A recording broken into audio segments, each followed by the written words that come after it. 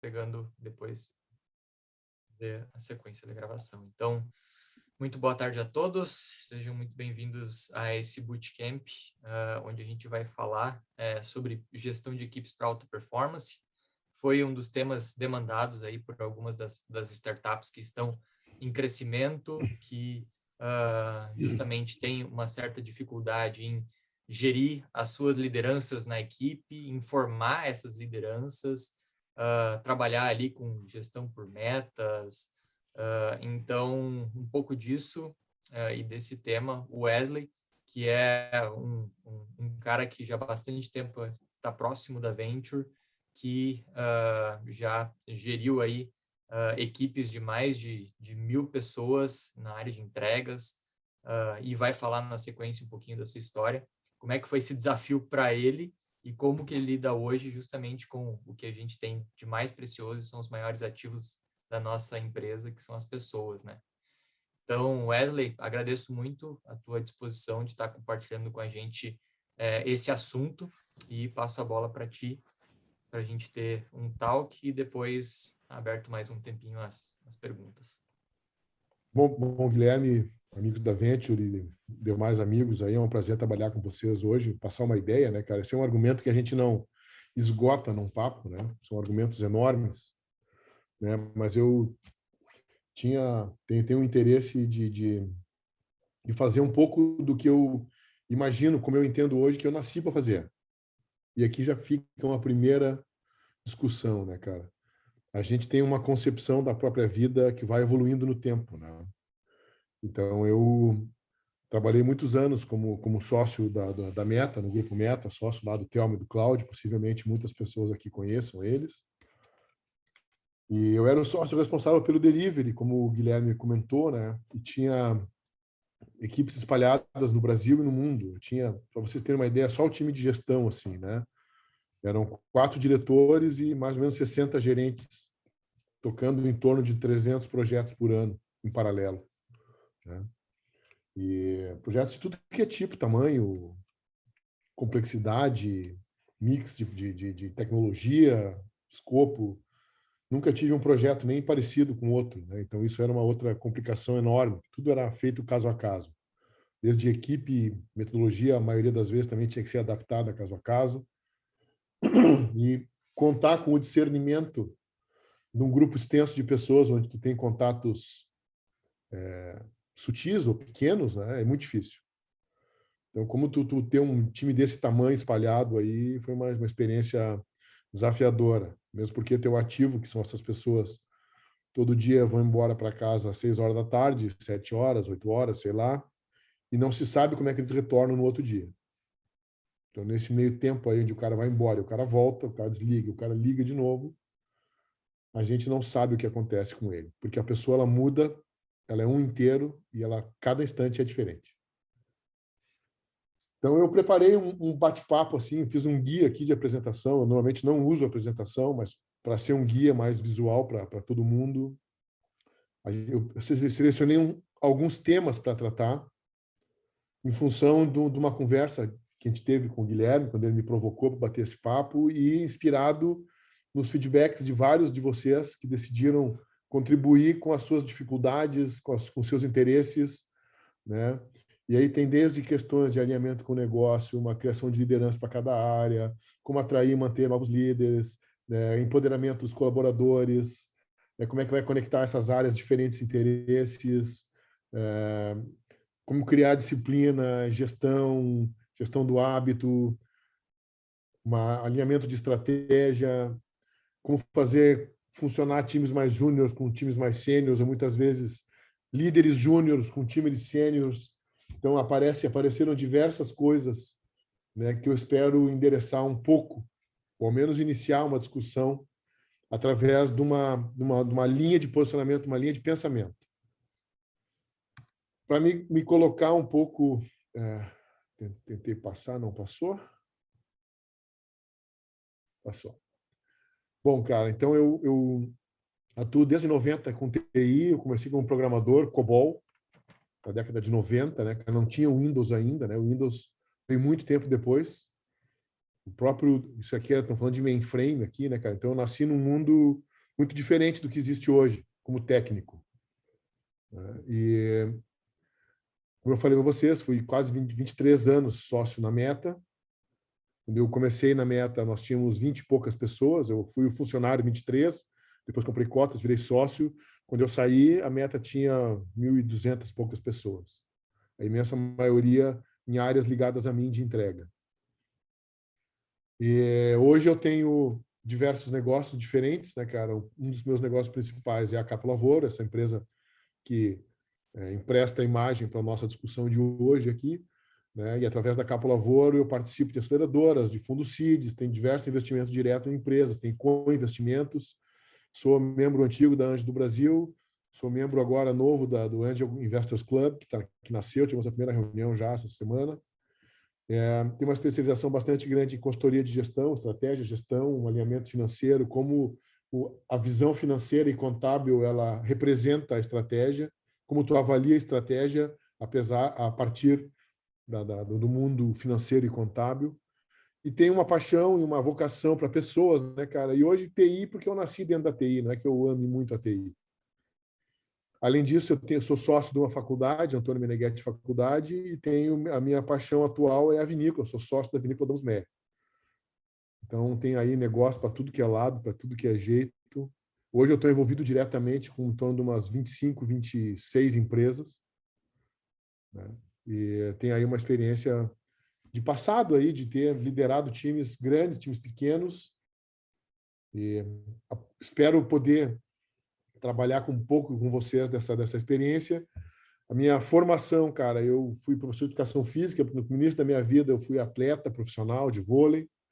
E depois disso eu estudei economia, depois fiz uma especialização em psicologia, com endereço ontopsicológico. Essa especialização não tinha no Brasil na época, estamos falando de 2003. Eu estudei na Rússia, eu estudei 2 anos na Rússia. Depois, quando eu voltei ao Brasil, fiz um mestrado em administração e agora estou pensando se eu faço um doutorado em educação ou filosofia, é uma das duas. E eu queria trabalhar com vocês hoje, né? A partir de uma discussão sobre o papel da liderança. Eu entendo que estão participando desse bate-papo aqui, desse bootcamp, as lideranças, as pessoas que decidem que vão ter que conduzir a discussão dentro de outras pessoas com outros inteligentes dentro dos seus negócios. Então, passa a ser fundamental a discussão de qual é que é o papel dessa liderança e o que é formar novas lideranças, que não é a mesma coisa que formar pessoas. Aliás, é bem diferente. Então, eu vou trabalhar esses 2 temas aqui sobre 4 aspectos de conceito de unidade de ação, delegação, a escolha dos colaboradores e motivação. Guilherme, eu queria pedir, se o pessoal tem dúvidas, para perguntar no chat, tu passa a palavra ou pergunta e a gente vai fazendo interativo. Se eu ficar falando aqui, eu vou ter um troço além de ficar sem voz. Perfeito. Então, se o pessoal tem considerações, dúvidas, questões, vamos fazendo um bate-papo mesmo, de bate e volta. Então, primeira coisa que eu queria trazer aqui é o conceito do papel da liderança. Entendo que hoje a gente tem aqui basicamente fundadores, sócios e os principais gestores, possivelmente, de empresas investidas, aceleradas pela Venture. Então, eu queria fazer uma primeira assertiva muito dura para setar todo o papo. Absolutamente tudo o que acontece com as lideranças da empresa é um reflexo do sócio, do dono, do líder. Tudo. Então, se a liderança se demonstra desinteressada, se a liderança se demonstra superficial, se a liderança se demonstra pouco colaborativa, se as lideranças da empresa, se as pessoas se demonstram agressivas, tudo é reflexo do líder, da liderança principal. Tudo, absolutamente tudo que acontece na empresa depende da dinâmica do sócio e dos sócios. Então, a primeira grande discussão é: a gente está com dificuldade de fazer um alinhamento estratégico com o primeiro time e com o segundo time. É porque em cima dos sócios tem um desalinhamento. A gente está com um time que não cumpre prazo. Porque essa discussão dos comprometimentos está débil entre os sócios. Nenhum caso na minha vida, nenhum caso, absolutamente nenhum, teve isso descorrelacionado. Óbvio que tem níveis, né? Mas a dinâmica da empresa, ela nasce a partir da liderança. Então, se tem uma dinâmica na empresa que vocês não entendem, ou uma dinâmica na empresa que vocês entendem e não concordam, não gostam, que traz efeitos indesejados, o dono, o principal motor dessa dinâmica são os top managers, são os líderes. Essa é uma posição extremamente dura. Eu entendo, mas se eu entrar depois no caso a caso, se alguém quiser trazer a discussão, quiser se abrir, eu posso, um pouco de técnica, chegar no ponto de desconexão, que traz uma desinformação para dentro da empresa, que depois é o ponto de início, origina uma dinâmica que não funciona dentro da companhia. Então, se a gente está falando em formar liderança, está falando em time de alta performance, a primeira grande questão é um alinhamento muito sério, muito comprometido entre as principais lideranças. Eu vou dar um exemplo bem recente, não citando o nome da empresa. Tinha uma companhia que eu sou investidor e co-investidor, a partir de um fundo, e essa companhia cresceu muito, esses caras estão com um MRR de R$750 mil, operação em 20 e poucos países, cara, e desencontro, desinformação, parada de crescimento, perda de cliente, em princípio infundado. Mesmo com o mundo de pandemia, eles conseguiram manter um nível bom de desempenho, né? E aí me chamaram assim, cara, vai lá, tu lá dentro, liga as tuas coisas malucas lá, bate um papo com esses caras, vê que vê se tu pode ajudar. Aí eu fui lá. Não são aqui do estado, são de fora, fui lá conversar com os caras. Primeira coisa que eles quiseram, cara, não, vamos fazer um call. Eu falei, cara, de jeito nenhum. É impossível para eu entender profundamente uma dinâmica que o encontro seja um call. Por mais que seja um call com imagem, com ótima qualidade, com tudo, não existe. Eu quero conhecer vocês pessoalmente. Nós vamos conversar, nós vamos bater um papo, nós vamos entender, nós vamos discutir e nós vamos falar das coisas da empresa. E eu passei um dia com os caras. Para mim, bastaram 2 horas. Em 2 horas, eu entendi exatamente a desconexão dos sócios, aparentemente motivados, conectados, interessados, afim, disponíveis. Mas tinha 2 sócios que não estavam felizes com o que estavam fazendo ou da forma com que estavam fazendo. E críticas veladas entre sócios. Pô, esse cara manda sozinho, esse cara não contribui, esse cara chega aqui e só critica, esse cara chega aqui e mete o bedelho na minha área e eu fico aqui passando fiasco na frente da minha equipe com o outro me criticando em público. Cara, assim, ó, muito, muito, muito difícil. Então, quando a gente entendeu, quando eu entendi o problema, o tamanho do problema, a gente fez um trabalho de 3 dias com eles, de alinhamento, aí ficou claro para eles esse ponto. Aí apareceu para eles. Era uma empresa que, embora tivesse uma sede maravilhosa,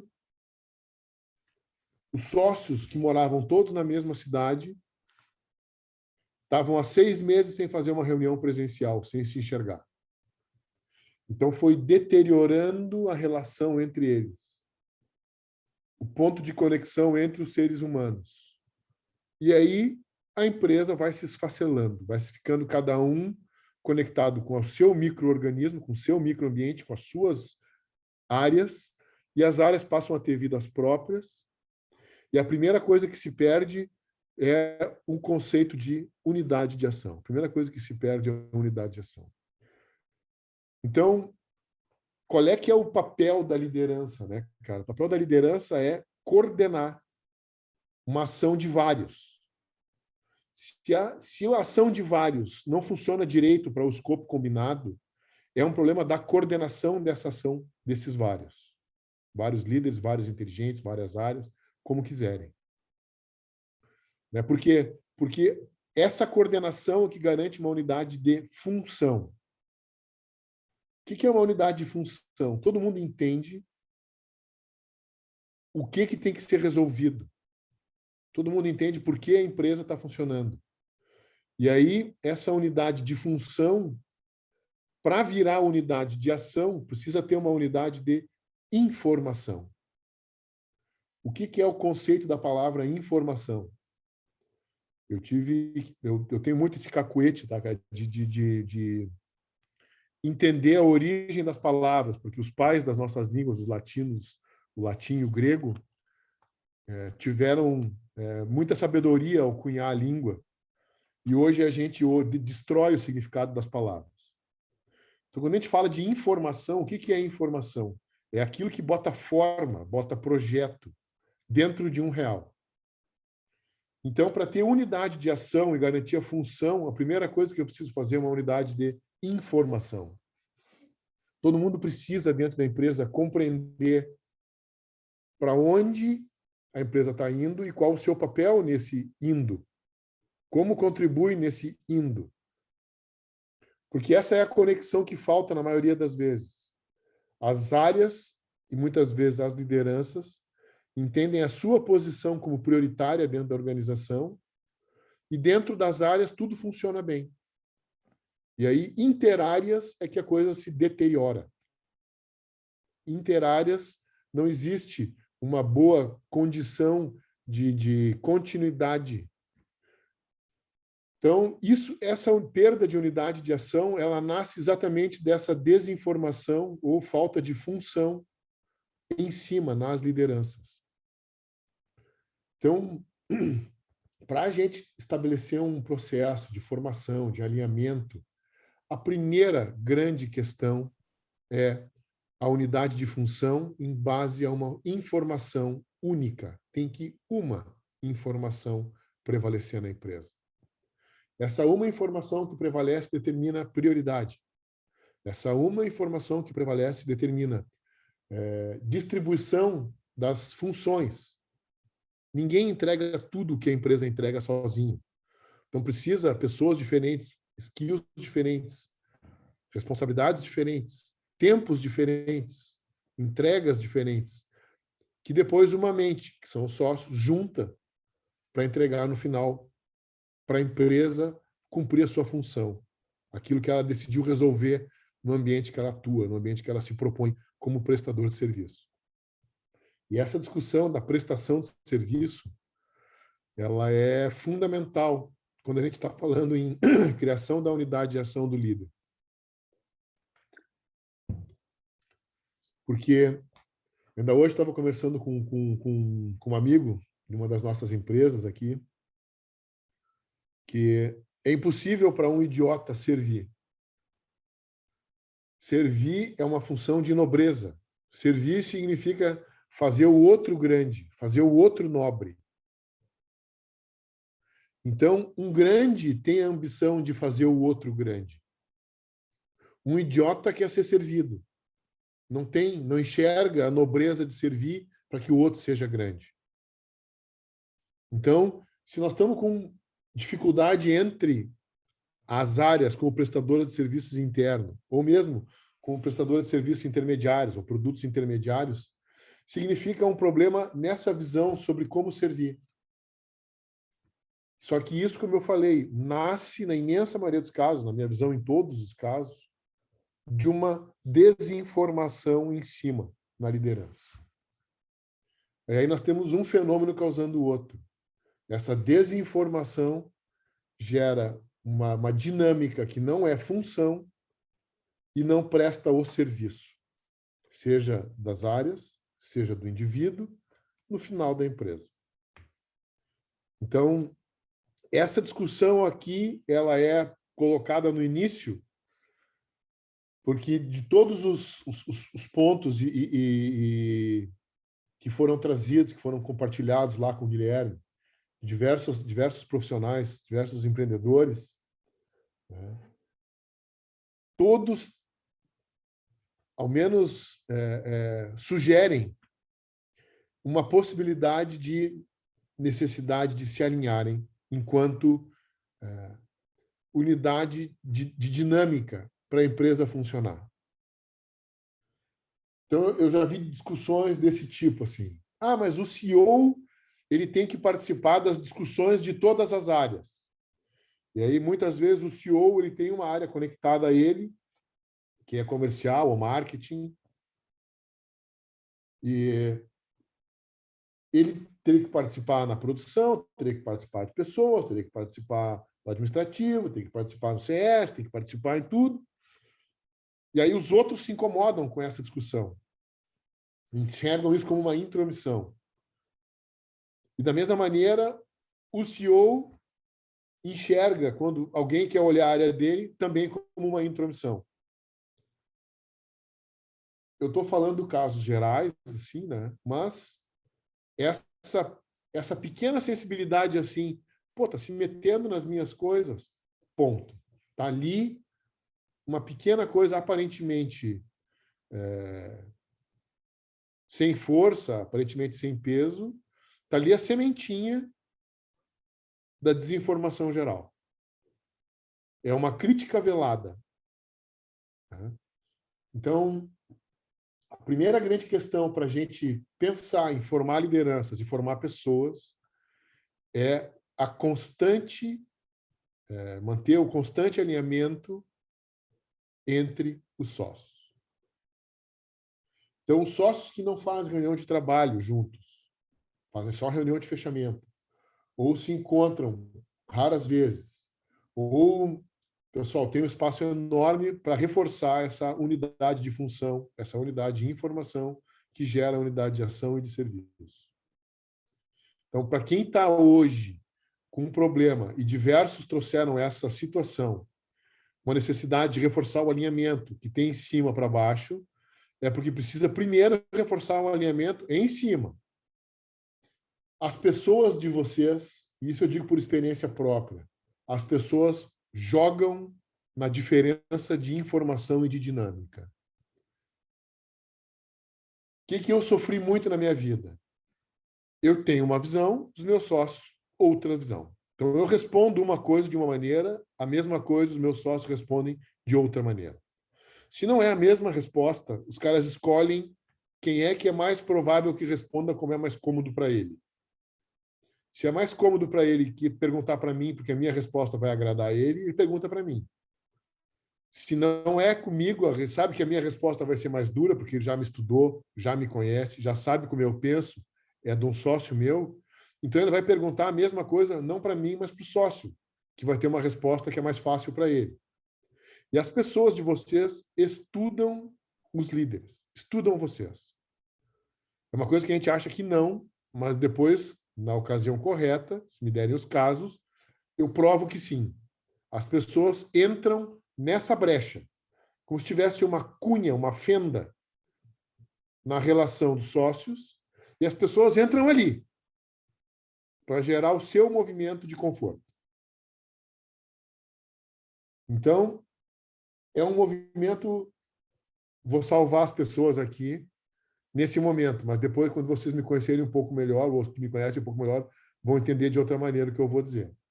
É um movimento inconsciente das pessoas. Quando a gente fica mais maduro, a gente entende que é consciente e perverso. Mas, por hora, deixamos como inconsciente. As pessoas não se dão conta. Fazem de forma inocente. Tá? A primeira vez eu entendo. A continuidade da inocência não existe. Tá? Por isso que eu digo que no médio prazo não tem inocência. Então, esse constante reatar da unidade de ação dos sócios é a principal e melhor forma de alinhamento de todas as lideranças da companhia. Bom, dúvidas, questões? Vamos lá, pessoal. Até agora não surgiu nada no chat. Vamos adiante. Vamos partir do caso bacana, né? Vocês têm um alinhamento bacana entre os sócios na companhia, as pessoas entendem o seu papel dentro da companhia, entendem a sua contribuição para que a empresa entregue o que ela precisa entregar. Então, nós não temos um problema de delegação. O conceito de delegação, cara, ele é muito simples, mas também muito difícil de executar. O que significa delegar? Significa dar para um outro aquilo que lhe é legalmente próprio, aquilo que você tem autoridade para fazer. Só que o problema na delegação é que não existe a delegação onde o delegante está desonerado da responsabilidade. Nenhuma. Então, sempre que o delegante define um fiduciário, ou seja, uma pessoa de confiança, fiducia, confiança, em latim.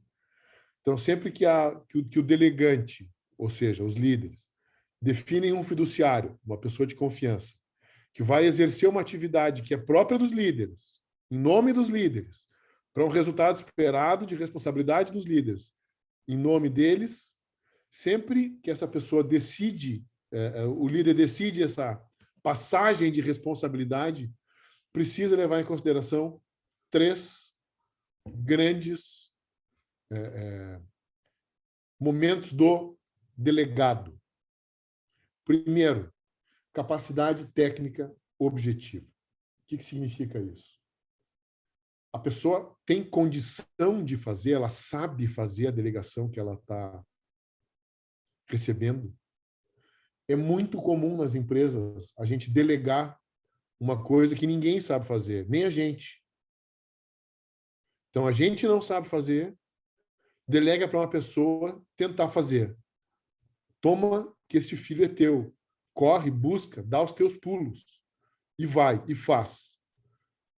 A gente pressupõe que essa pessoa tem boa vontade, tem uma técnica, tem conhecimento, tem relacionamento, tem tudo. Mas se a pessoa não sabe fazer, delegar para quem não sabe fazer é muito complicado. Possivelmente existam ocasiões que ninguém sabe fazer na empresa que precisam ser compartilhadas, que a gente tem que aprender. Mas a simples tomada de consciência que se precisa aprender aquilo para fazer já bota uma outra dinâmica entre delegante, o líder, e o delegado, o gestor. Porque os dois daí têm que aprender. Os dois têm que se formar. Os dois têm que investigar. Os dois têm que avaliar se deu resultado para intervir e mudar o modo de fazer. Então, essa capacidade objetiva, técnica de resolver as coisas do delegado é fundamental. Eu vou dar um exemplo. É muito comum eu ver empresas, pegar um caso da linha de frente, de CS, que não usam o produto, ou nunca usaram o produto. Então, ele é responsável pelo sucesso do cliente no usar o produto, mas ele mesmo não sabe usar o produto, ou sabe teoricamente, ou sabe aspectos do produto. Então, esse fiduciário, esse delegado do líder, para fazer o sucesso do cliente, para algumas poucas coisas vai funcionar, para outras não vai funcionar, porque lhe falta a capacidade técnica objetiva. Além da capacidade técnica objetiva, tem que levar em consideração quando vai se delegar, se o delegado, o gestor que a gente está passando a tarefa, tem capacidade de relação. O que é isso? Capacidade de conectar as outras pessoas, de se comunicar, de se fazer entender, de entender os pontos que travam no meio para intervir e destravar. Isso é uma capacidade de se relacionar. Então, por mais capacidade técnica objetiva que o delegado tenha, se ele é um cara que não sabe se relacionar, também não vai dar o resultado da delegação. Então, vocês podem elencar rapidamente, enquanto eu vou falando, 2 ou 3 delegados ou 2 gestores que têm funções específicas dentro da companhia e deem uma nota aqui para cada um deles em cada um desses itens. O quanto esse cara tem capacidade técnica objetiva de fazer aquilo e se ele tem essa capacidade técnica de fazer, qual é a capacidade dele de se relacionar para que as coisas funcionem, para que as coisas imprevistas sejam resolvidas, com o apoio de outros inteligentes, em princípio previstos ou não no processo. E uma ambição de sucesso. O que é ambição de sucesso? Cara, muitas pessoas são ambiciosas. Possivelmente a maioria das pessoas são ambiciosas. Agora, uma ambição de sucesso é diferente. Uma coisa é uma ambição vazia. Ah, eu quero ser diretor, eu quero ser gerente, eu quero ter um carro mais bacana, eu quero fazer uma viagem, eu quero.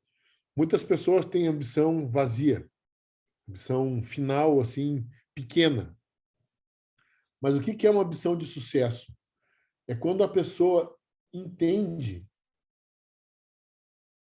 que isso que ela está ambicionando traz aumento de identidade para ela. Ela sabe o que ela quer. E ela faz isso porque gera aumento de crescimento para ela. Gera mais espaço, gera mais relacionamento, gera mais raio de ação.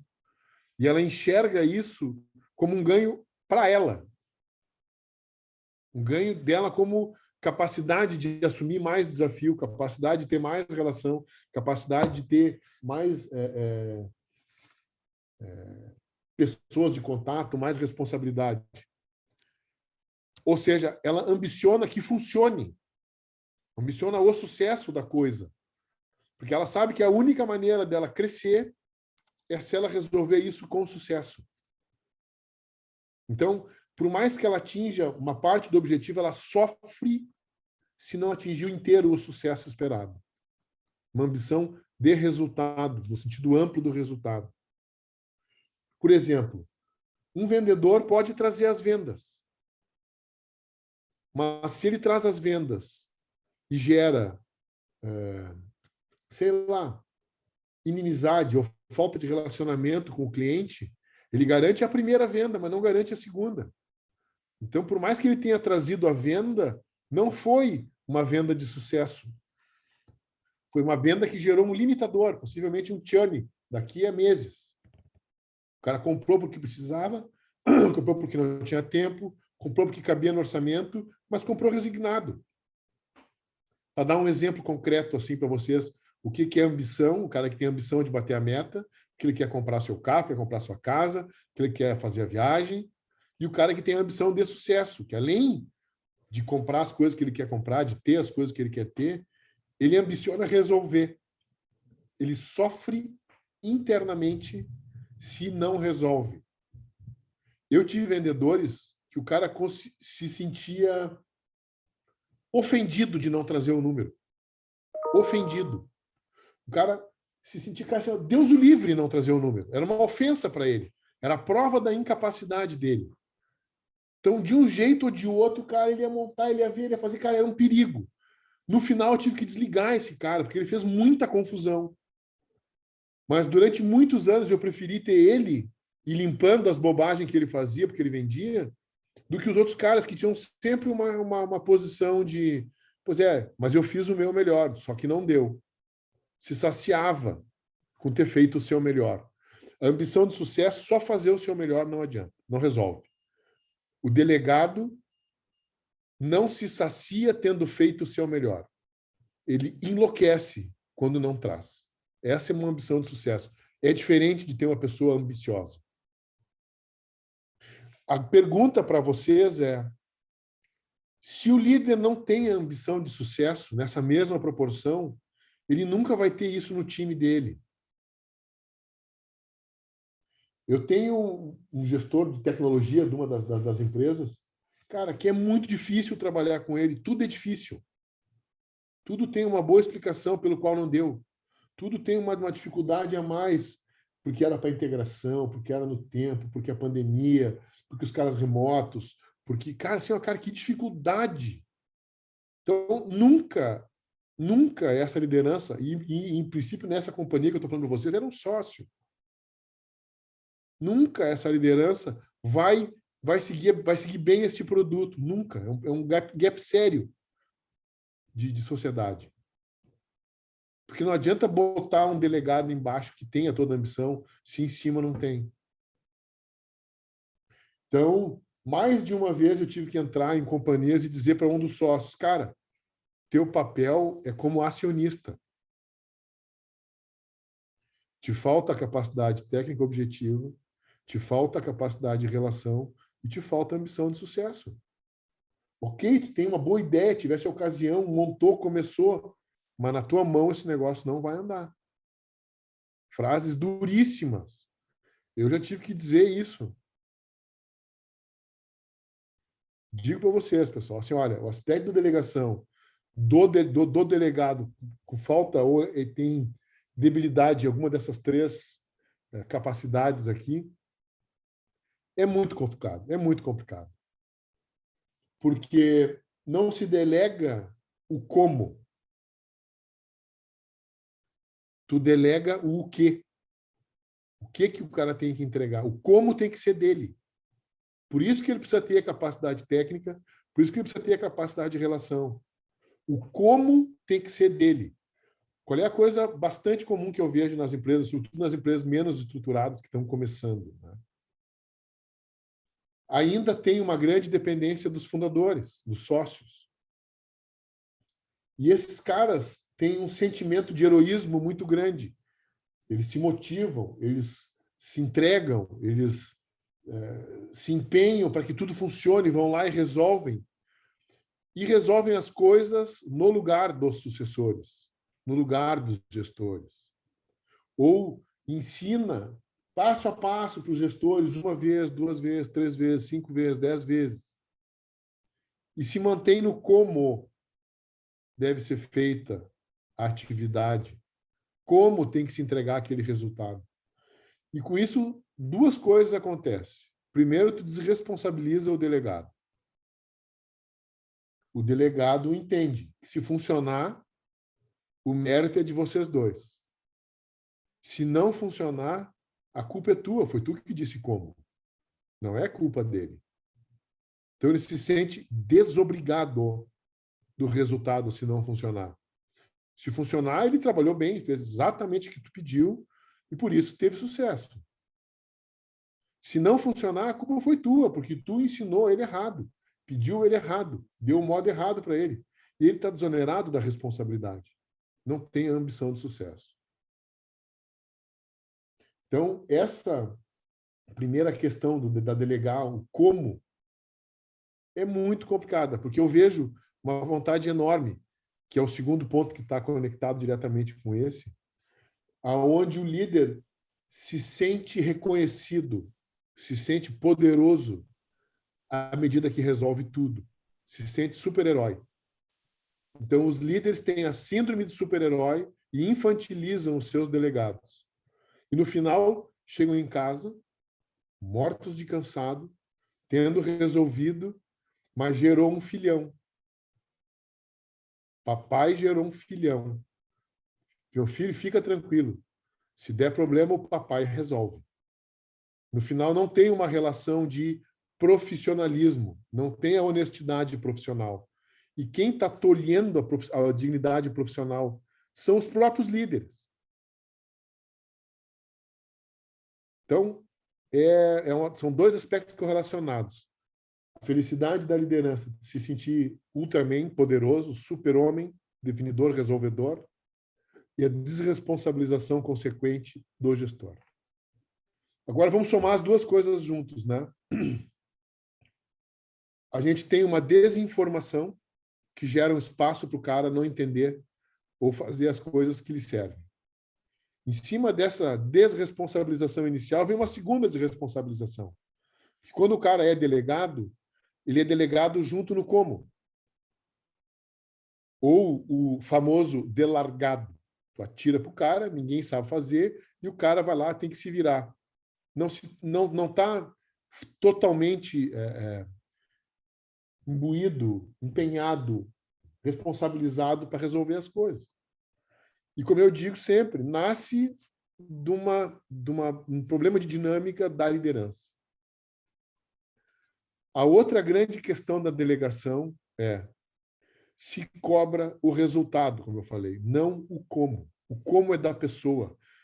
Deem a nobreza da criatividade para as pessoas de vocês. O como é teu, cria, te empenha, estuda, aprende, chama alguém melhor que tu para fazer. Não percam a criatividade dos times de vocês querendo ensinar para eles como fazer.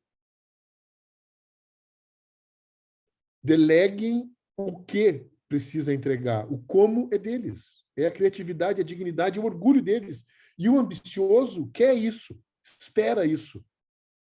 Com o tempo, com esse problema da perda da própria dignidade, os melhores vão embora, porque não estão crescendo o suficiente, não estão aprendendo. E aí acontece um fenômeno que fica só o médio e o ruim dentro da empresa, e o talento vai embora. Porque o talento quer aprender uma coisa nova. O talento quer desenvolver uma coisa nova, quer criar um modo novo, quer trazer uma coisa diferente, quer participar de outra maneira, tem uma ambição maior, que é pessoal junto.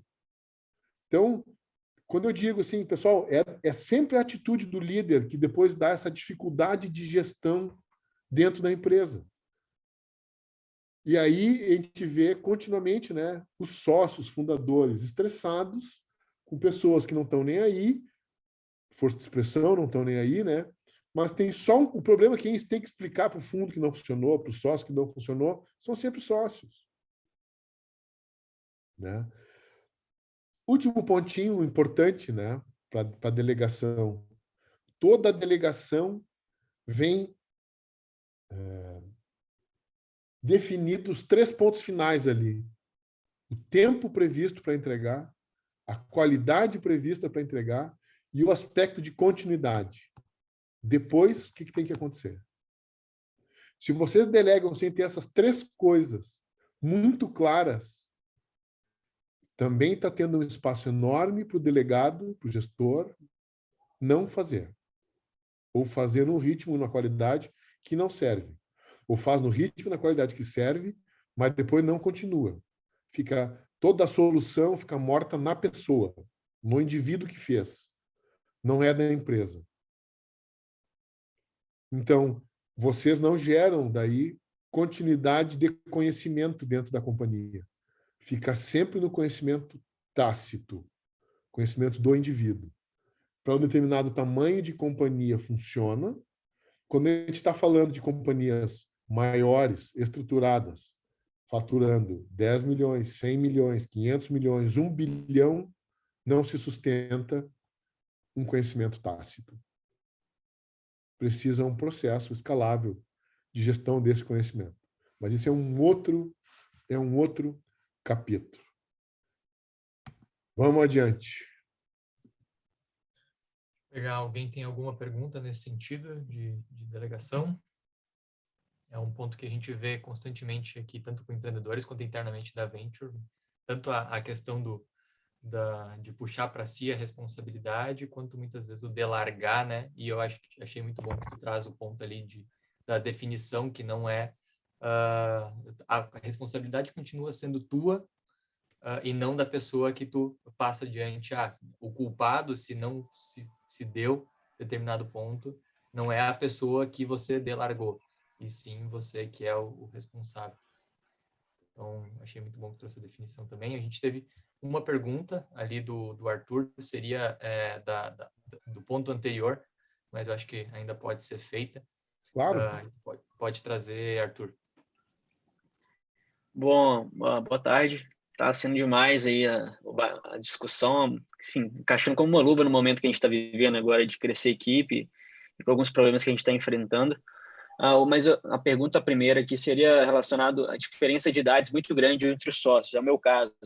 Eu tenho 23, meu sócio está quase nos 50. A gente vem de gerações diferentes, visões diferentes, então a gente bate de frente em alguns pontos bem críticos, assim.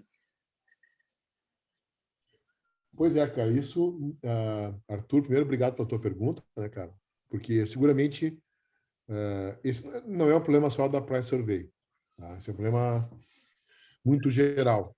E às vezes acontece por dificuldade de idade, de comunicação, mas muitas vezes por dificuldade de interesse. E uma coisa também leva para a outra, né, cara? Dificuldade de idade gerando interpretação diferente do mesmo fato. Experiências diferentes também, né? Sim, sim, sim. Cara, primeira grande questão aí, né, cara? Não é uma questão de diferença de idade. Eu fiquei muitos anos, cara, numa sociedade com 2 caras muito porradas. Eu também sou um cara, não sou nada fácil. Aí tu pega 3 caras porrada junto é faísca sempre. Mas em 23 anos que eu fiquei na meta, nunca nós tivemos uma votação. Então, os sócios, primeiro, constantemente discutindo as coisas de todos os sócios. Nós tínhamos as reuniões de diretoria, onde tinha sempre um momento dos sócios, onde o sócio presta conta para o outro sócio daquilo que os combinaram. E talvez esteja aí o problema. Deixar claro o que foi o combinado entre os sócios. E ter uma reunião de trabalho onde se presta conta para os sócios dos diversos combinados. Se vocês combinam um modo de fazer, um tipo de resultado para dar, um tipo de pessoa para trazer, um tipo de produto para entregar, uma determinada situação, cara, estando bem claro o combinado, não tem como ter diferença depois na avaliação da entrega. Então, quando tem um problema de diferença de visão, de gerações, de entendimento, de experiência, é porque não ficou claro o combinado. Um tem uma expectativa de resultado e de como, outro tem outra. E não combinou-se isso direito. Então, o combinado não é caro. Se vocês estão com essa dificuldade, cara, está faltando a primeira conversa lá, que é vocês discutirem em conjunto a função de cada um, o resultado de cada um, a discussão de cada um. Porque quando o sócio é também o executivo, e essa foi a minha experiência, né, cara? Eu era sócio e era executivo.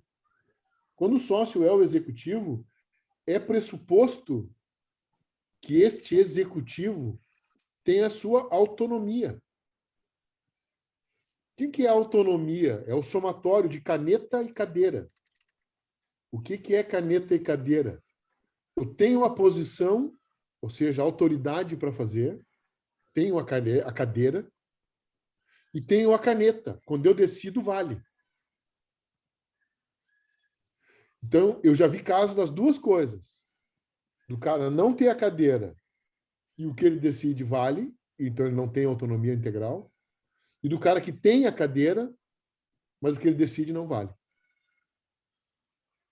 Então, tem uma discussão aí para fazer entre os sócios dessa responsabilidade, incluindo as duas questões, cadeira e caneta, para que cada um tenha autonomia e se responsabilize integralmente pelo resultado que tem que trazer, combinado, acordado com os sócios.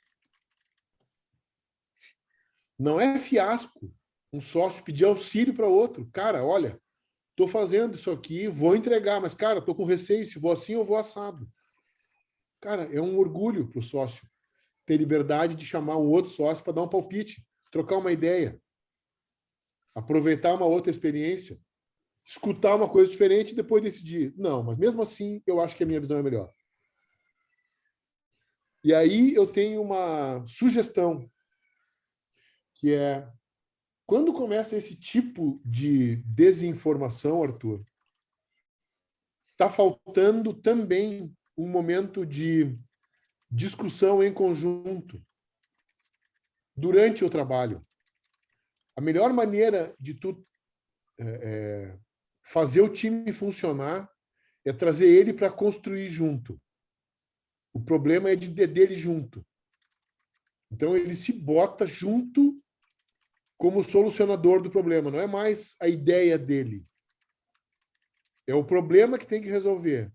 E quando ele está resolvendo o problema que é de todos, a ideia dele tem peso, junto com a ideia dos outros, que também tem peso, nós vamos junto discutir como é que nós vamos fazer, e uma vez decidido como é que nós vamos fazer, aí não tem mais a discussão, todo mundo participou da discussão, se definiu como é que tinha que fazer.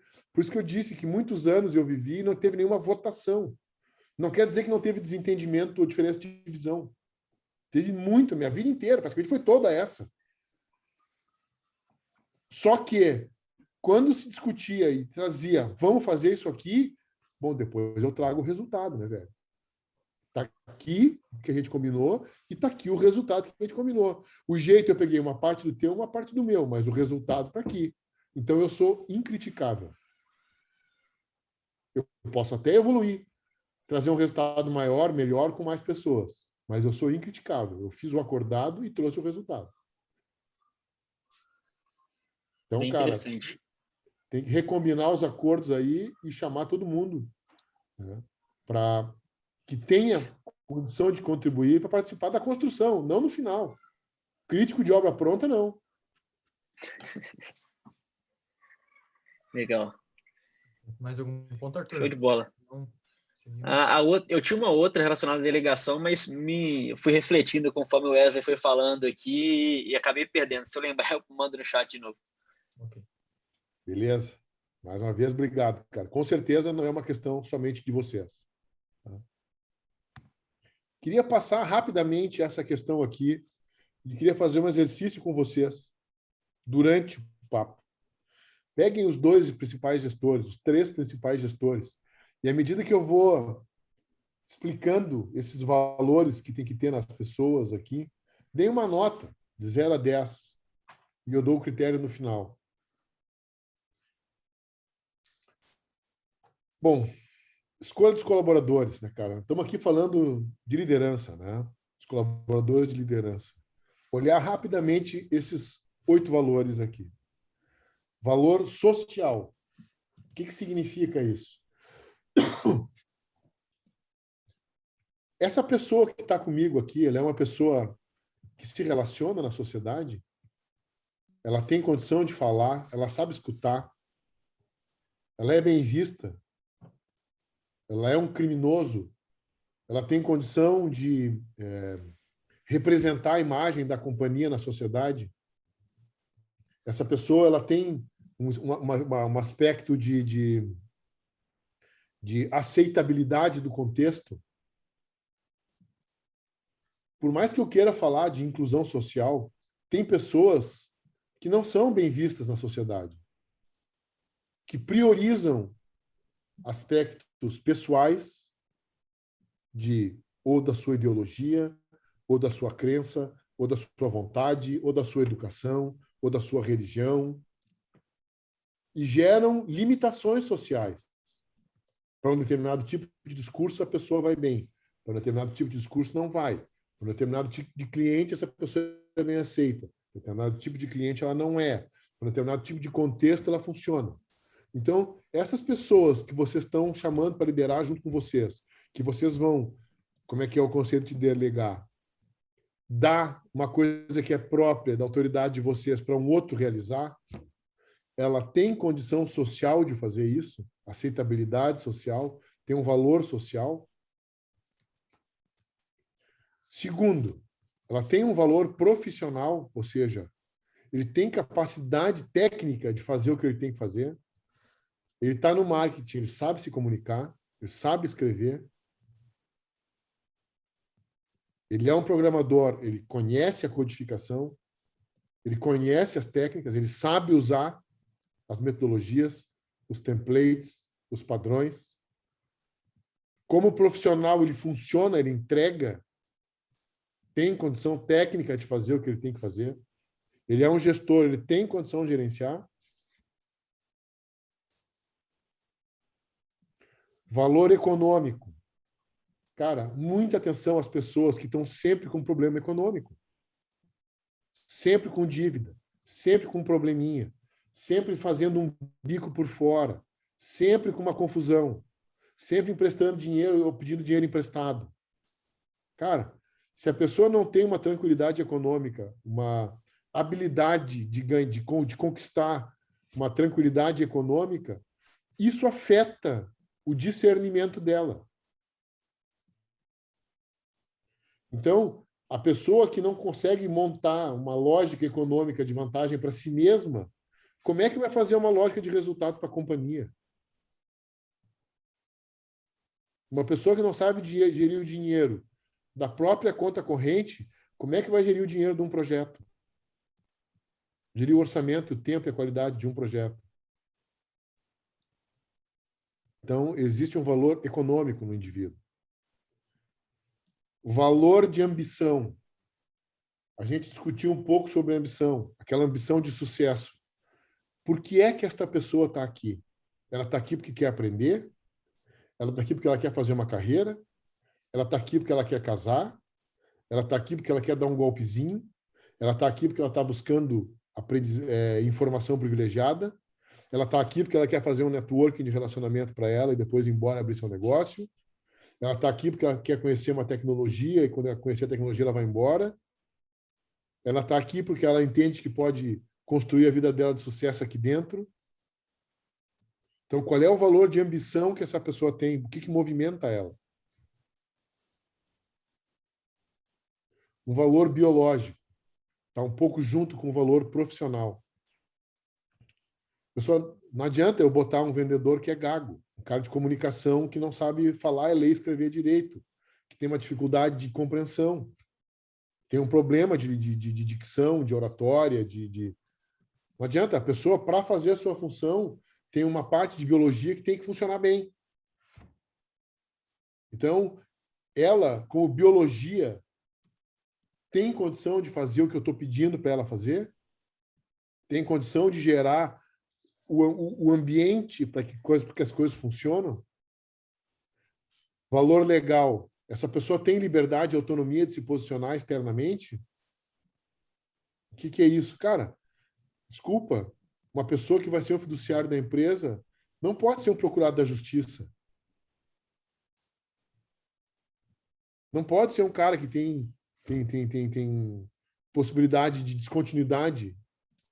Está sempre com um problema legal. A pessoa tem que ter uma liberdade legal para poder atuar na sociedade. Muitas pessoas não têm. Vou dar um exemplo bem comum. Né? Muitos de vocês precisam ter operações em outros locais diferentes. Tem pessoas que não podem sair. Não podem trocar de lugar. Não tem passaporte, por exemplo. Tem uma limitação legal, não pode sair do país. Ou a pessoa tem 15 filhos. Tem um comprometimento legal da sua remuneração que não deixa para ela uma tranquilidade econômica. Não tem liberdade legal. Valor de confiança. Isso é muito sutil. Valor de confiança, pessoal, é o seguinte. Quanto maior a responsabilidade, menor a tolerância. Ou seja, com uma pessoa que está entrando na empresa, que está aprendendo, que está começando, eu posso tolerar que ela erre. Eu posso tolerar que ela não tenha um grande desempenho. Ela está aprendendo. Agora, à medida que a pessoa vai galgando níveis de responsabilidade, o nível de tolerância vai caindo. Então, os principais caras não podem errar. Não podem ter problema de entendimento. Não pode ter problema de comprometimento. Não pode ter problema econômico. O nível de tolerância tem que ser baixo quando aumenta a responsabilidade. Então, o quanto vocês podem confiar nessa pessoa? O nível de tolerância para a liderança é muito baixo. O valor de confiança, que é o quanto vocês podem delegar que essa pessoa realmente está imbuída, está com empenho, está com a vontade, está com a ambição, está com a capacidade de fazer, de entregar. E o último, cara, depende de uma técnica que eu conheço, e depois a gente pode discutir mais tecnicamente, né? Essa pessoa pode crescer, não é uma questão de querer ou ser ambicioso a crescer. Tem pessoas que não têm condição de crescer muito mais de onde já estão. Tem um limite de evolução. Então, tem um potencial, um virtual, que a pessoa pode desenvolver ou não. Exemplo, se vocês trabalham com arte estética, se a pessoa não tem um requinte, um refinamento, uma sensibilidade, não vai. Se vocês trabalham com... Basicamente, todos devem ter uma área de customer success.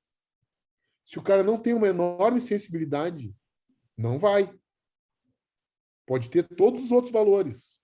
Se não tiver uma sensibilidade para tratar com pessoas, para falar com pessoas, não adianta, não vai. Então, qual é o potencial de natureza, a virtualidade de natureza que esse colaborador tem para receber uma delegação? Então, vocês notam que a coisa está indo num decrescente, né? num aprofundar. Um alinhamento dos sócios.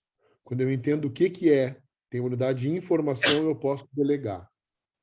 Uma vez que eu delego, eu tenho que entender se o meu delegado é pronto para receber a delegação, se ele tem esses 8 valores. Ele tem condição de receber o encargo. Toma o negócio como próprio, a situação como própria. Depois a gente vai mais um nível para frente, que é entender o que motiva um inteligente. Eu dou aqui por ordem. O primeiro, o segundo, o terceiro e o quarto. O que mais motiva um inteligente? É o reconhecimento pelo seu trabalho.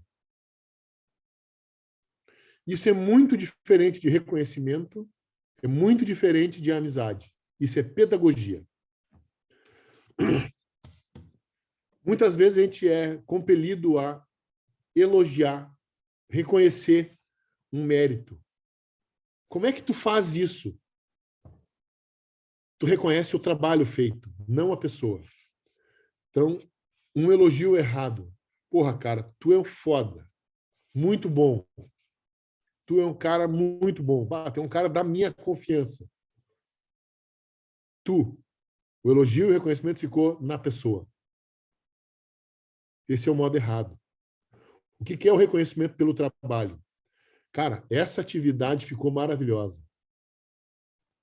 Porra, cara, se tu tem capacidade de entregar esse nível de trabalho, o céu é o limite para ti dentro da nossa empresa.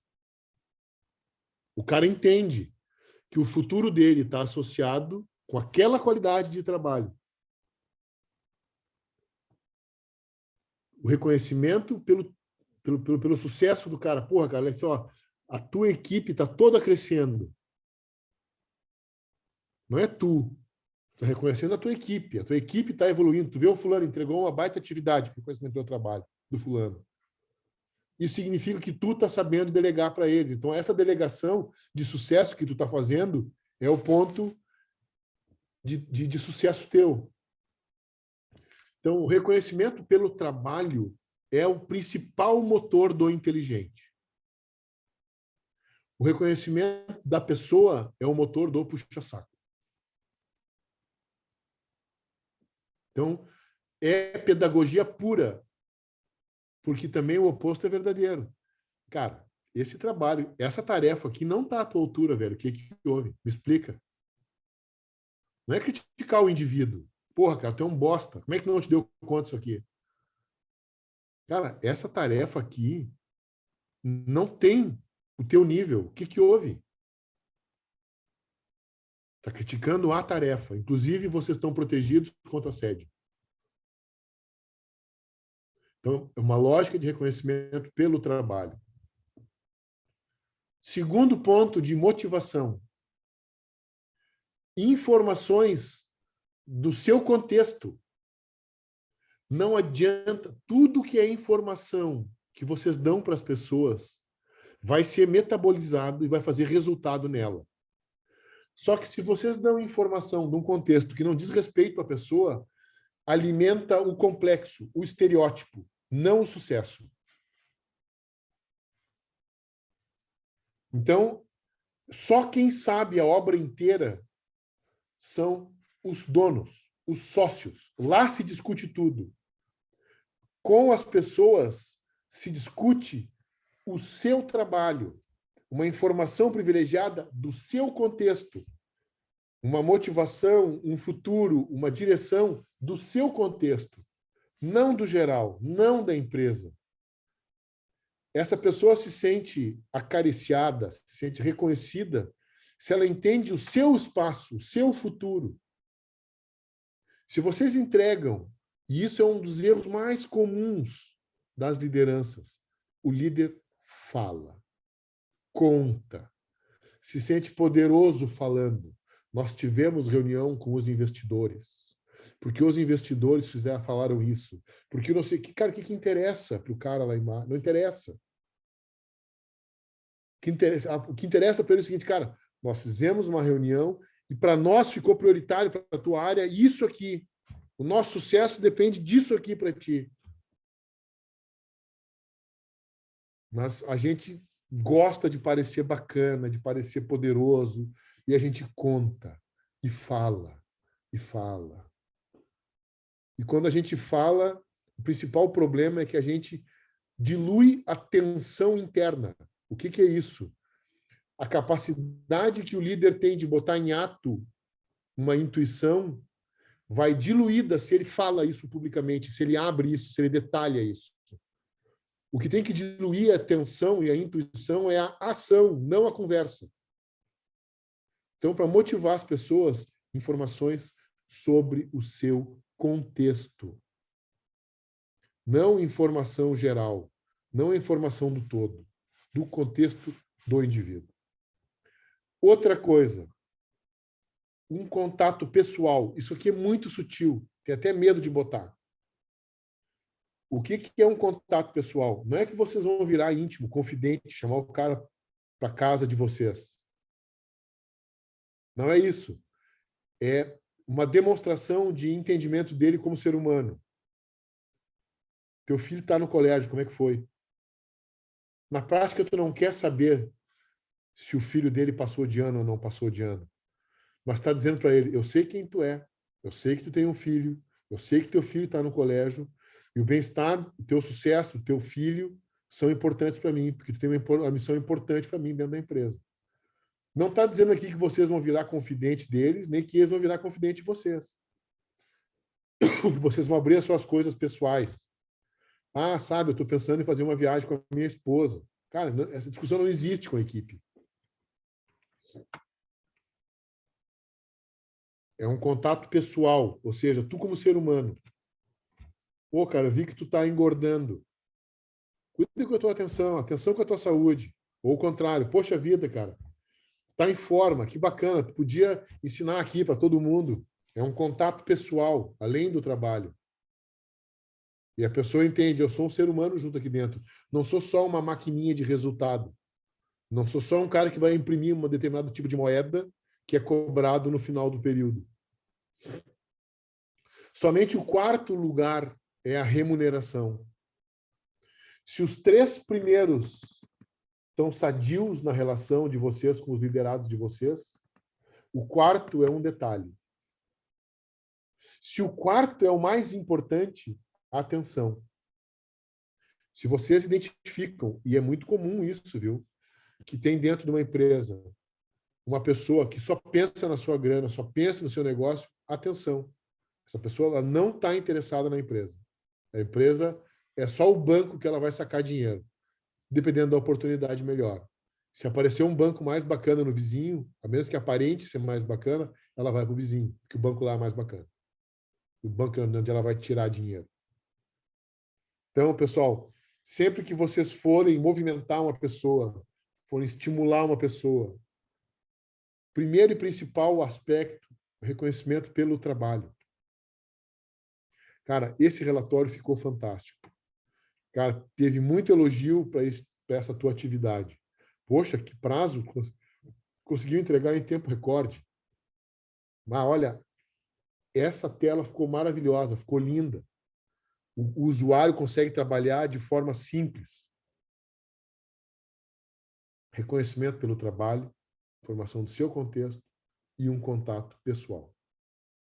Depois vem a remuneração. Pessoal, esse foi um arrazoado rápido que eu fiz de questões sobre a gestão de equipes de alta performance. Na linha de raciocínio é simples. Primeiro grande trabalho garantir o alinhamento e a dinâmica de evolução em cima.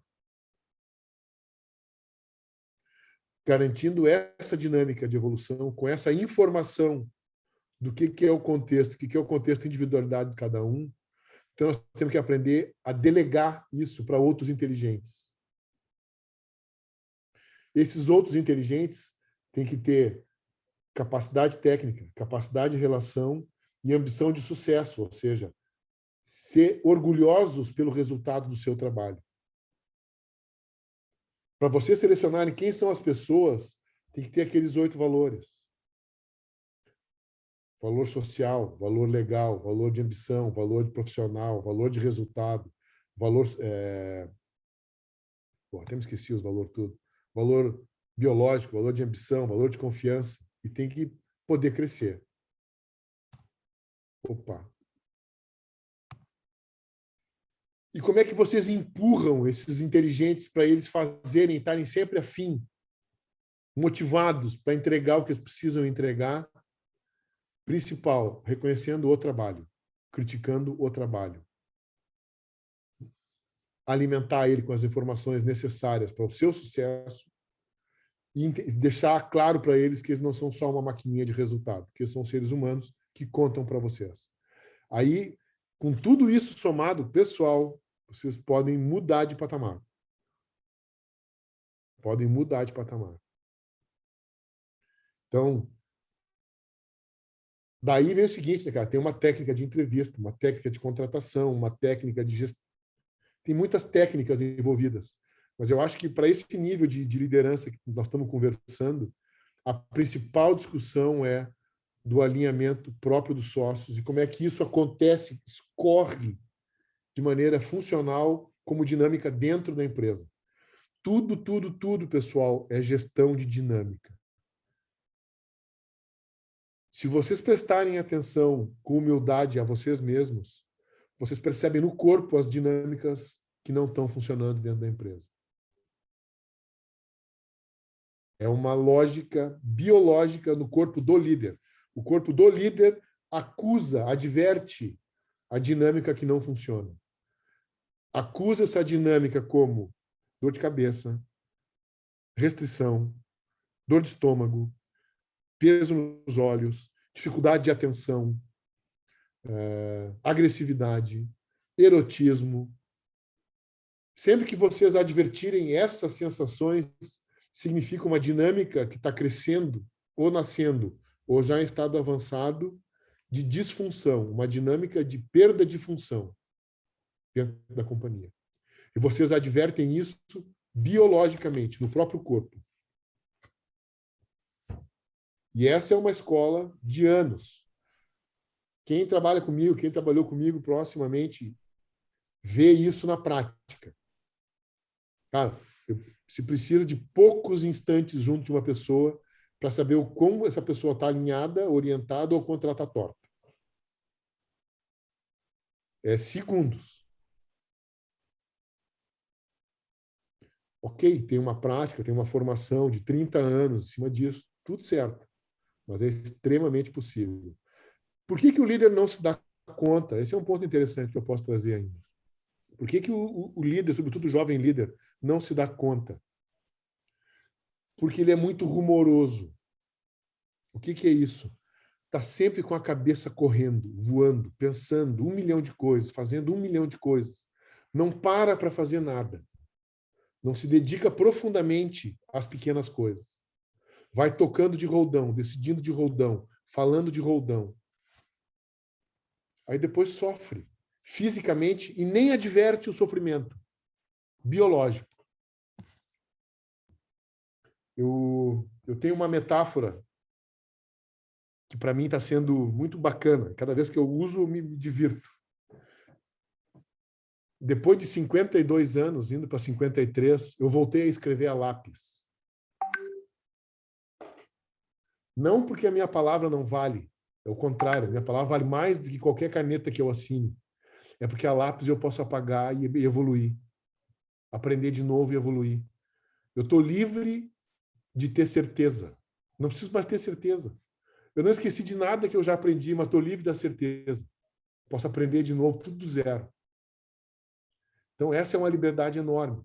E, então, nos meus livros, quando eu estou estudando, quando eu estou lendo, quando eu estou falando, preparando as minhas aulas, que é uma paixão que eu tenho, eu escrevo a lápis. Porque, cara, é uma prepotência escrever a caneta num livro. Fazer uma marca definitiva. Desculpa. A marca depende de quem eu sou hoje. Amanhã eu posso ser maior do que eu sou hoje. Essa marca não vai mais servir. Então, são discussões filosóficas que eu adoro. Mas eu queria era perguntar se não tem... Se vocês me deixarem, eu falo 2 horas, 3 horas aqui, porque esse é um assunto que eu sou apaixonado. Mas, Guilherme, vamos lá. Temos discussões, papos, perguntas, dúvidas, críticas. Eu queria uma crítica. Alguém que Perfeito, não Zé. concorda. No chat está só aqui, ó, muito bom, uma aula sensacional, muito top, mas vem aí o Daniel. Daniel, faz uma pergunta para a gente aí. Obrigado, Guilherme. Daniel, da Acreditares. Prazer, Wesley. Parabéns aí pela explanação, um resumo muito bacana. Eu estou iniciando, né, minha jornada de empreendedor, mas eu ocupo um cargo de executivo e de liderança há 10 anos, né? E eu concordo com muitas das coisas que você colocou aqui. Mas em março do ano passado, né, mudou muitas coisas nessa questão de liderança, de time, de tudo, né? E a própria Acreditares nasceu no meio da pandemia e a gente remotamente vem se alinhando, vem conversando. E a minha pergunta vai nesse sentido, né? Nesse novo contexto de trabalho híbrido, ou até alguns casos das pessoas ainda estarem remotos, tem algum detalhe, tem algum ponto a mais, tem algum valor que pesa talvez mais que o outro, né? Porque eu entendo que naqueles 8 valores, né? À medida que, obviamente, tem coisa que você abre mão e não abre mão, mas tem pesos diferentes. Então, dentro dessa perspectiva, nesse novo cenário das empresas tendo pessoas, em especial devs, né, que geralmente não estão no mesmo local da sede, em que medida muda a questão da motivação ou do peso dos valores? Cara, assim, ó, obrigado pela pergunta, Daniel. De fato, assim, esse momento que a gente está vivendo, né, ele abalou significativamente a capacidade de pertencimento das pessoas. É muito fácil as pessoas hoje não pertencerem, elas participarem. Então, as pessoas participam, mas não pertencem. Isso é um pouco da nossa realidade líquida. Tem muitos caras que falam esse tema, eu não gosto dessa expressão, mas ela serve para fazer uma metáfora aqui, né? Essa realidade líquida ou fluida que a gente está vivendo, onde as pessoas elas passam, mas elas não produzem, não pertencem, não constroem, não se sentem donas. Elas simplesmente passam. E vem nisso a grande vantagem, que ela pode fazer 1000 coisas e não ser nenhuma delas. Bom, 2 questões eu posso dizer aí. Primeira, o time core tem que estar dentro de casa. Essa é uma convicção minha. Se não está dentro de casa, está remoto, no mínimo tem que estar a um espaço de encontro.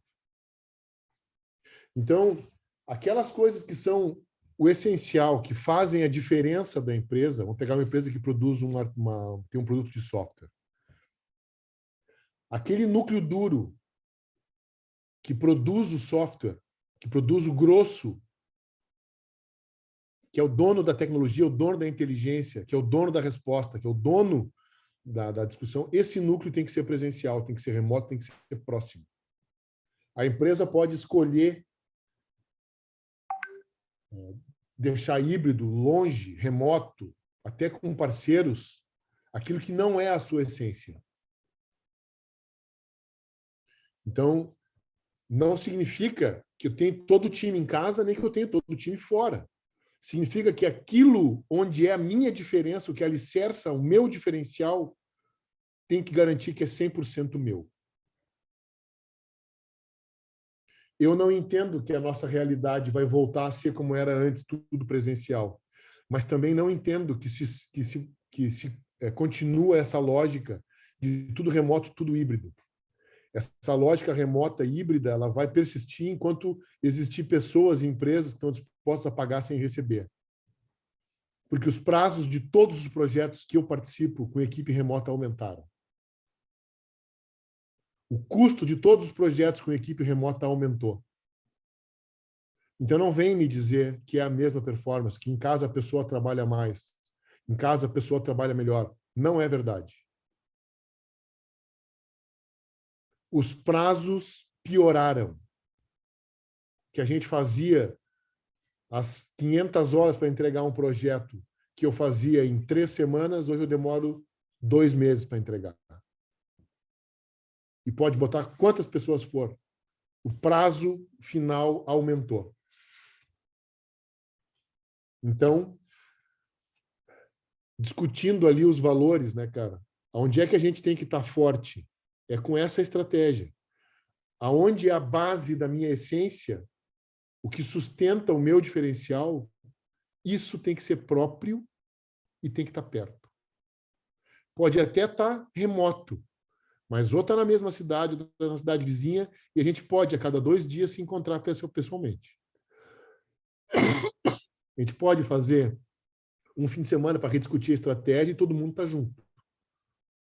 As pessoas se conhecem pelo nome, se encostam, sabem os seus medos, os seus defeitos, as suas coisas boas e pertencem a um time.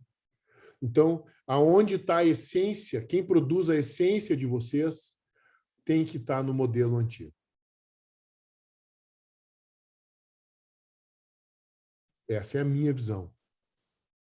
Eu acho que nunca mais vai voltar ao meu velho tempo, que está todo mundo junto debaixo do mesmo teto. Mas também não acho que vai permanecer o que existe hoje, essa gandaia, que aumentou custo e aumentou prazo, reduziu a nossa eficiência. Essa gandaia reduziu a nossa eficiência. E ela só existe porque a gente está disposto a pagar e receber menos pelo mesmo dinheiro.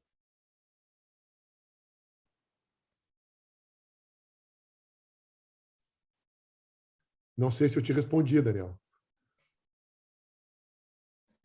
Com certeza. Obrigado. Acho que valeu. Valeu. O Ricardo tem um comentário, Ricardo? Tá me ouvindo? Sim. Olá, Wesley, tudo bem? Olá, tudo bem, Ricardo? Uma satisfação em ouvir você falando um pouco da sua experiência. Eu acho que a gente tem algo em comum. Somos atletas de voleibol. Olha Eu fui aí, atleta profissional também. Eu tenho, na verdade, não é nenhum questionamento e não é nem uma crítica. O que eu queria te colocar é como a gente te acessa a poder entender um pouco mais sobre essa tua história, porque tudo que você passou não é algo que eu vou achar num livro, não é algo que eu vou passar aí, e eu estou bem no início desse processo que você está construindo aí, e queria te fazer um desafio de ter uma outra oportunidade contigo. Passar a mão na bunda aqui com o Dias. De poder entender um pouquinho só, que nem você falou. Eu não gosto também da parte online, eu prefiro dar pessoalmente, de ter 1 hora contigo, só simplesmente para trocar uma experiência. Era isso. O que eu sugiro, né? Ricardo, né? Ricardo, Isso. né? Isso. O que eu sugiro, Ricardo, assim, né? A gente pode, com certeza, marcar um papo. E eu sugiro que a gente marque um papo presencial, possivelmente. Você está localizado aonde? Estou no Rio Grande do Sul mesmo, estou em Bento Gonçalves. Bento. Eu estou por começar um projeto. Eu tenho alguns clientes em Caxias, estou por começar um projeto em Flores da Cunha. E muito seguido eu vou à Serra, né, cara? Mas eu acho que o que a gente tem que fazer, cara, é montar um projetinho junto com a Venture, né? E ter uma etapa 2 aí, cara. Uma etapa 2 desse bate-papo, mais temática. Tirando o que eu, isso aqui, eu acho... Claro. Desculpa que tu estava falando. Eu lembrei de uma coisa que é importante que você falou do equipe, e aí surgiu esse questionamento, eu acabei não falando. Quando você está no início e que é difícil hoje ter um poderio aquisitivo, né, para você ter uma equipe totalmente interna de desenvolvimento, que é o nosso caso, e a gente hoje praticamente tem uma pessoa que trabalha algumas horas com a gente e o resto é terceirizado. Como a largo prazo isso tu vê como crescimento e como é que aos passos tu vai colocando isso para dentro sem perder o core, né, sem perder a essência do projeto e, claro, já pensando para que isso venha para dentro, que hoje é algo terceirizado, né? Bom, cara, eu vou te dizer o que eu fiz a minha vida inteira. Tá? Eu tocava junto, como eu era o grande contratante na Meta, Eu tocava junto o recrutamento e seleção. Tá? Só que eu vou explicar para vocês o que é isso. Recrutamento e seleção numa empresa daquele modo, daquele tamanho, naquela dispersão de geográfica. A minha equipe de recrutamento e seleção tinha 17 mulheres espalhadas no Brasil inteiro. Eu contratava em torno de 80 pessoas por mês. Então, tinha uma necessidade de contratar 200, mas nunca consegui contratar mais de 80, 100 por mês. Como é que tu contrata 80, 100 com 17 pessoas? Tem uma técnica para isso. Mas a principal técnica que eu fiz para essa necessidade infindável de gente é formação. Eu sempre formei para mim e para o mercado. Como é que eu fazia meu processo de seleção? Curso. Dava aula. Os melhores desempenhos na aula a gente contratava. Então, se tu tem hoje condição de pagar um programador maduro, tu tem que botar um aprendiz com potencial, com ambição, inteligente do lado. Depois de 6 meses, esse aprendiz já é júnior. Depois de 1 ano, esse cara já produz. E tu tem um cara que não te custa quase nada, que nasce identificado com a empresa, ambicioso, inteligente, quer fazer parte de alguma coisa de valor. Se tu acerta o perfil, tu bota um cara por pouquíssimo dinheiro para dentro, que daqui a 1 ano é um ativo. E aí, cara, assim, ó, para cada um que tu contrata pronto, contrata 2 de formação. Essa é a minha receita para ti. Se tu tem um cara pronto teu, tu tem que ter 2 guri com ele. Porque um deles vai embora. Antes de ficar bom. Quando ele estiver madurando, assim, começando a evoluir, que tu estiver feliz com ele, ele vai te botar a faca no pescoço e vai embora. Então, se tu tiver só um, também tu não tem nenhum. Então, cara, assim, ó, quem tem orçamento curto tem que ter gente barata. Como é que tu vai ter gente boa e barata formando em casa? Não tem outra receita. Se tu depender do mercado, tá ferrado. Desculpa a expressão técnica. Se depender do mercado, tá fora. Eu tenho um cliente meu que me pediu para conduzir para ele um projeto de TI. Eu estava puto. Falei, cara, eu não trabalho mais com TI, cara. Eu trabalho com gestão, eu trabalho com líder. Pelo amor de Deus, me ajuda, que tu conhece, tocou projeto, me ajuda aqui, faz um negócio de TI para mim. Tá bom. Aí, primeira coisa, eu desaconselhei ele profundamente de ter uma equipe de TI. Cara, vamos contratar um parceiro, vamos fazer um parceiro e tal. Vamos montar um núcleo interno pequeno e parceria fora. Caiu o meu compartilhamento, é isso? Acho que só para a gente ficar mais face-to-face. Ah, boa, cara. Melhor. Entrar em tela cheia, tá bom. Então, pessoal, o que eu fiz lá nessa empresa? Então, eu tenho um parceiro maduro de tecnologia, tenho uma equipe pequenininha, 2 caras em casa, maduros, e botei 5 guri em volta. Depois de 6 meses, esses 5 guri já estão voando. Daqui 1 ano, para gerir uma equipe de trainee, tem uma técnica. A cada 4 meses tu avalia, a cada 6 meses tu dá um aumentinho. Esse cara está sempre aprendendo, ganhando uma graninha. Aprendendo, ganhando mais uma graninha. Aprendendo, ganhando mais uma graninha. E tu tem que, é assim que tu constrói o teu núcleo interno. Porque esse cara que tu contratou júnior agora para aprender, trainee para aprender, o acordo com ele é que não é remoto, não. É presencial. Matamos o primeiro ponto lá do Daniel. Aí tu tem o teu núcleo duro em casa, que daqui a 2 anos vai trabalhar com todos os teus fornecedores, nascido dentro de casa, conhecendo, no perfil, com conhecimento, com pertencendo. Aí tu pode delegar para esses caras a relação com um parceiro de fora. Então, quem tem pouca grana tem que ter formação de gente. A coisa mais barata é formar gente. Só que é o seguinte, né, cara? Quando tu bota 2 para fazer pergunta para o teu único 1 que era bom, o teu único 1 complica a produção dele. Porque tem 2 guri para carregar agora junto. E eu vou te dizer, cara, os primeiros 3 meses é uma merda.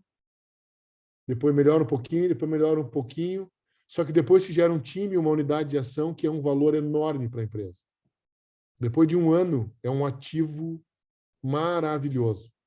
E tu vai ter um time que produz horrores dentro de casa num custo médio interessante para ti.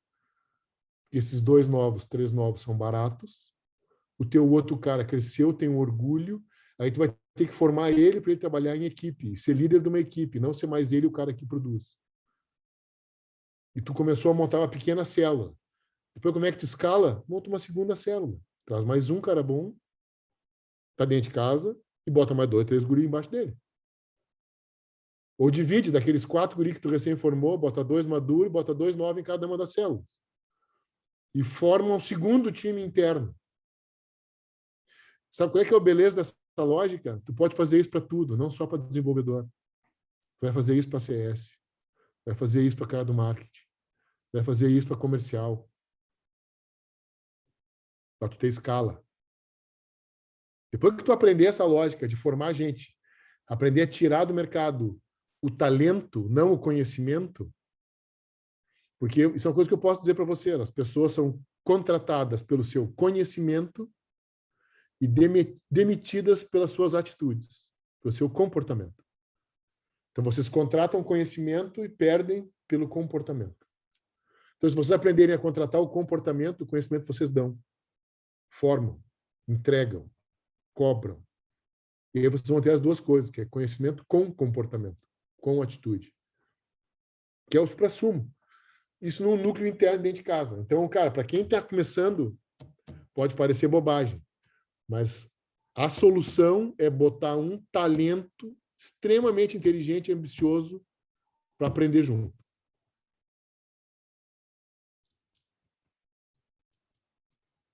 Respondi, Ricardo? Muito obrigado. Pessoal, às vezes eu me dou conta, me escutando, que eu pareço extremamente imperativo, dou como se existisse esse único modo de resolver. Não é isso que eu estou querendo passar para vocês. Estou querendo fazer um resumo das coisas que eu já vivi. É só um resumo do que eu já vivi. Seguramente as realidades de vocês vão ter outras coisas para levar em consideração e eu não consigo me posicionar individualmente. Mas eu posso trazer o resumo das minhas experiências para vocês, de alguma forma, poderem aproveitar, ver se serve, se não serve, né? Perfeito, Wesley. E foi muito boas todas as colaborações e apontamentos. Inclusive, ali no chat, o pessoal já está propondo que um próximo seja presencial. E eu levo o vinho. Aí sim. Quero ver o pessoal da tribo Tavir, lá do Amapá. Cara, vou ter que mandar vinho para eles, daí. Mas não sei se alguém tem algum último ponto ou consideração, a gente também já avançou no horário. Se não, agradeço muito o teu empenho, participação e colocações, Wesley. O pessoal ficou bem satisfeito e feliz ali. O pessoal Legal. já está pedindo gravação, elogiou, então repasso esse agradecimento a ti. E se o pessoal Legal. quiser acessar Capo Lavoro, como é que faz? Pessoal, eu botei ali, primeiro assim, ó, o material que eu usei, que é um guia só, né? Mas tem muitos conceitos bacanas ali. Está à disposição já da Venture. Né? Tudo que não é meu está com um autor, né? Ali, com a literatura. Se vocês não conseguirem achar os livros, é barbado de me contactar. Na apresentação tem meu celular e meu e-mail, para vocês me contactarem diretamente. Tem sempre o canal da Venture, né? Eu estou toda hora em contato com a Fernanda, com o Dias, com o Sandro. Então, estou sempre em contato com o pessoal. A gente pode fazer diversas interações aí. Tem alguns de vocês que já me acessam diretamente, a gente combina ações e trabalhos individuais. E eu queria deixar um último convite. Cogitem fazer um MBA na minha faculdade, comigo. Não vai ser só comigo, né? Mas eu dou 2 disciplinas, uma bem no início e uma bem no final. A bem no início é muito prática, a bem no final é muito filosófica. E venham entender um pouquinho mais de tantas coisas que eu falei aqui, tantos conceitos que eu falei, que a gente trabalha mais profundamente com tempo melhor, né? E se vocês tiverem a disponibilidade, daí me manda uma mensagenzinha que eu indico o modo como se aproximar dessa faculdade lá e vir estudar com outros malucos que têm um pensamento também parecido com esse meu.